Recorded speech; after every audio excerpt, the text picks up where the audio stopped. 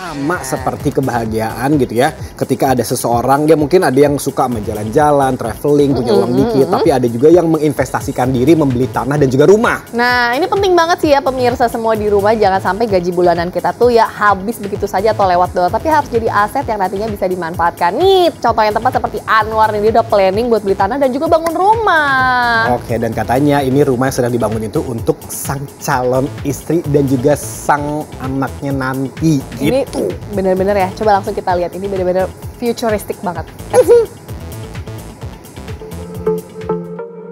Setiap jengkal tanah yang dibeli Anwar bukan sekedar harta, tapi simbol dari perjuangan yang dipungut sedikit demi sedikit dari peluh dan air mata. Dan tanah ratusan meter dengan harga fantastis itu tak ubahnya tempat menegakkan martabat diri. Dalam setiap meter yang terukur, ada mimpi seorang anak yang akhirnya mampu bahagiakan diri dari jerih lelah sendiri.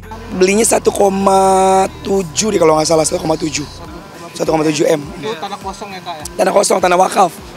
Ini cash tuh kak ya? Belinya cash. Aku belinya cash karena kenapa? Aku nabung dikit-dikit gitu. Kalau aku takut, demi Allah, aku takut banget sama yang namanya punya utang. Karena kalau punya utang tuh kita nggak tenang mau tidur. Karena aku pernah punya utang bangun rumah, terus tiba-tiba pakai kontraktor. Ternyata harganya molor. Aku bilang, bang, mau renovasi 500 juta. Aku bilang kayak gitu. Aku ada budget 500, karena belum ada pengalaman bangun kan. Ternyata molor, jadi semiliar. Punya utang lah, gope. Itu kan kita, walaupun si kontraktornya nggak nagih-nagih, tapi aku batin kayak, ya Allah, bangunnya nanti insya Allah, doain ya Allah, bulan depan lah. Dan aku budgetin. Aku nyari nih kontraktor, mungkin siapa juga ada yang nonton kan, kontraktor, apa yang mau ada endorsement atau siapa, aku ngebudgetin buat bikin rumah tuh 1 M aja. Di atas tanah itu Anwar siap bangun rumah impian. Dan rumah itu ada bayangan seorang istri yang didoakan dan anak yang belum lahir namun sudah dicintai. Anwar membangun bukan untuk pamer, melainkan untuk memberi tempat bagi kehangatan bagi keluarga kecilnya kelak. Ia tahu keberkahan tak datang dari ukuran rumah, melainkan dari niat yang membangunnya. Mungkin aku cerita begini juga, maaf ya, bukannya ria, bukannya sombong. Siapa tahu ada investor atau ada kontraktor pengen kerja sama-sama Anwar, ayo. Jadi rencananya nih, di rumah itu, kan kurang lebih kayak 800 sampai 900 gitu ya. Itu mau aku bangun rumah.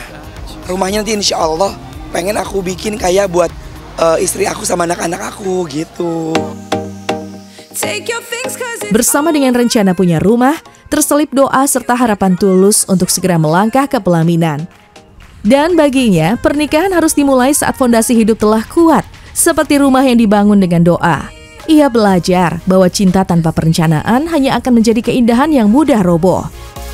Mau aku bangun, bener-bener mau aku bangun. Makanya kemarin aku lagi lihat-lihat tabungan aku, pengen bener-bener kayak fokus di rumah tuh. Aku udah berjanji gitu kayak, ini rumah jadi, gue nikah nih. Lalu terungkap pula janji untuk calon istri. Ketika rumah selesai dibangun, Anwar akan meminang sang belahan jiwa serta menggandengnya ke mahligai pernikahan. Tapi tiada pesta mewah digelar, cukup keikhlasan yang tumbuh tanpa tontonan. Anwar tak ingin mengejar kemewahan, ia hanya ingin menepati ucapan yang sudah mengikat jiwa. Karena kemana aku habis video call sama salah satu cewek, aku ngomong sama dia, nanti di rumah jadi gue langsung ngomong ke emak lu, gue samperin, gue nikah sama lu. Aku ngomong juga sama dia, tapi ntar nikahnya ini ya, kita nggak pakai perayaan-perayaan, paling cuman di KUD aja, KUD apa? KUA. Iya, KUD apaan ya? Lebih dari itu, ada ketakutan yang mendera Anwar, takut menikah tanpa persiapan, takut membawa anak orang tanpa jaminan kepastian. Ia tak mau cinta berubah menjadi beban, sebab tanggung jawab baginya adalah ibadah paling luhur. Dan rumah itu akan menjadi saksi bahwa sebelum ia menyentuh tangan kekasihnya, ia sudah menyiapkan tempat untuk kehidupan bersama. Dan dalam persiapan itu ia belajar bahwa cinta sejati selalu dimulai dari rasa takut melukai. Bener, karena aku mikir gini, mohon maaf ya, banyak orang ketika menikah, nikah doang, gak ada persiapan apapun. Jadi aku takut menelantarkan anak orang. Udah gitu, si ini yang cewek lagi aku deketin, karena aku tanya-tanya ya kan, dia anak terakhir, kakaknya kerja di Kementerian Kemendagri, terus bapaknya juga salah satu kalau orang udah selesai, udah tua, pensiunan Kemendagri juga. Perempuan yang telah mencuri hati Anwar bernama Tasya. Ia bukan seorang bintang, gadis asal Banjarmasin, Kalimantan Selatan, serta berprofesi sebagai entrepreneur. Bersama hubungan yang makin serius, Anwar pun telah bertemu keluarga sang calon istri. Tasya, dia kerjanya apa? Tasya Rosmala, penyanyi Adela. Entertainment juga atau gimana? Dia entrepreneur. Entrepreneur. Oh, Apa? entrepreneur, pengusaha apa? Pengusaha baju muslim. Oh, baju muslim. Oh, ini. Oh, udah ada fotonya tuh. Oh, ini wajahnya ditutupin kenapa dia? Karena aku nggak mau kena ain.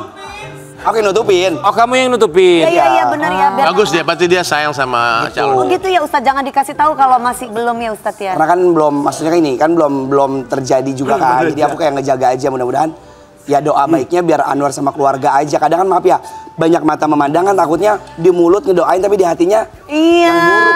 Sudah berapa lama berhubungan sama Tasya? Sebenarnya kalau sama dia itu udah hampir 7 bulan, enggak setahun. Karena kemarin aku habis ini ketemu sama keluarganya di Banjarmasin. Oh ya udah, alhamdulillah. Kecemasan lagi kan. Terus respon keluarganya setelah ketemu kamu gimana akhirnya? Menyesal? Enggak dong, masa bisa? Karena diundang-undang ke acara, di salah satu ya kayak Ya apa? acara. Dia tuh apa kerjanya influencer? Dia ini penjual baju muslim. Memang cinta itu misteri, tanpa rencana, tanpa skenario. Ia hanya perlu 1 detik pandang, dan sisanya menjadi sejarah yang dijaga. Anwar menemukannya dalam pertemuan yang biasa, tapi membawa makna luar biasa. Mereka tak berjanji untuk sempurna, hanya bertekad untuk serius, karena dalam kesabaran menunggu, Tuhan sedang menyisipkan takdir yang paling lembut. Aku ketemu gara-gara aku lagi nyanyi, biasanya sekarang penyanyi kan. Over, terus ketemu sama owner, itu dikenalin ini cewek lucu, katanya pas aku lihat Masya Allah tabarakallah. Makanya pas aku postingan kan mukanya aku stiker kan, itu aku bisa kerja di sana, diundang sama beberapa sultan di Kalimantan gitu. Komunikasi nyambung karena aku pikir kayak kalau aku pribadi udah bukan masanya kayak pacaran, chat-chatan, teleponan atau jadi lebih kayak sekarang tuh dekat sama orang, akunya serius apa enggak, mau nikahin apa enggak gitu. Karena sekarang cewek juga realistis, pakai deketin nanya, lu cuma main-main apa mau nikahin gitu kan, kita jadi takut ya. Jadi kayak ya doain aja, aku bilang kayak gitu.